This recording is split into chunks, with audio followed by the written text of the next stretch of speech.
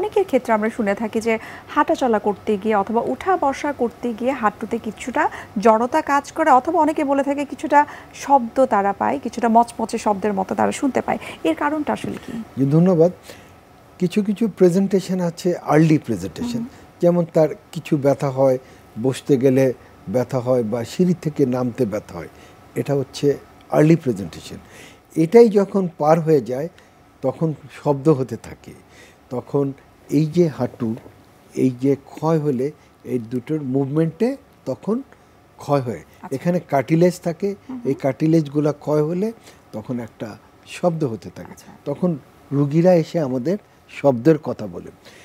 আর যাদের late presentation তাদের movement restricted, অর্থাৎ হাঁটা চলা করতে খুবই অসুবিধা হয় এবং তারা খুব সামান্য ডিস্টেন্সে তারা হাঁটে, এবং সবচেয়ে ইম্পর্টেন্ট হচ্ছে তাদের ডেইলি অ্যাক্টিভিটিস অনেক কমে যায়। এই ক্ষেত্রে খাদ্যাভ্যাস পরিবর্তন করা, বা অনেকের ক্ষেত্রে দেখা যায় যে তারা ভিটামিন বা সাপ্লিমেন্ট অনেক ধরনের নিচ্ছে, মিনারেলস টাইপের সাপ্লিমেন্ট নিচ্ছে, এটিকে আসলে আপনি কতটুকু সাপোর্ট করেন? আর্লি স্টেজে আমরা বলি আপনার ওজন কমান, আপনার একটু এক্সারসাইজ করেন, ফিজিও নেন, এটা চলে।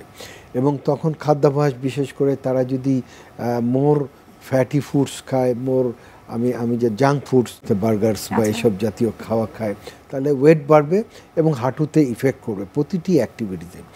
সেজন্য আমরা সবসময় বলি তাকে, আমরা তাকে গ্রিন লিফি ভেজিটেবলস এবং ফ্যাটলেস ফুড খেতে আমরা বলি, এবং মিল্ক প্রোডাক্টও খেতে আমরা তাদের বলি।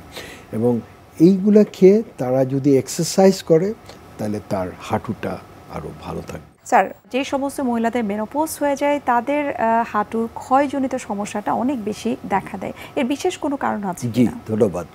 মেনোপজের ফলে তার ইস্ট্রোজেন হরমোনটা কমে যায়, এবং এই ইস্ট্রোজেনটা সাধারণত হাড় ক্ষয়কে প্রতিরোধ করে, তার মানে অস্টিওপোরোসিসকে প্রিভেন্ট করে থাকে।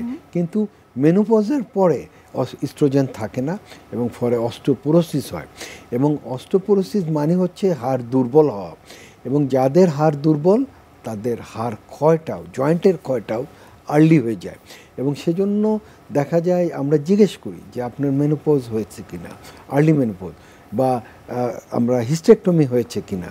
তাদের যেহেতু ইস্ট্রোজেন কমে যায় তাদের হাড় ক্ষয়টা বেড়ে যায়, এবং হাড় ক্ষয়ের অবস্থায় তার অস্টিওআর্থ্রাইটিসটা, জয়েন্ট ক্ষয়টা বেড়ে যায়।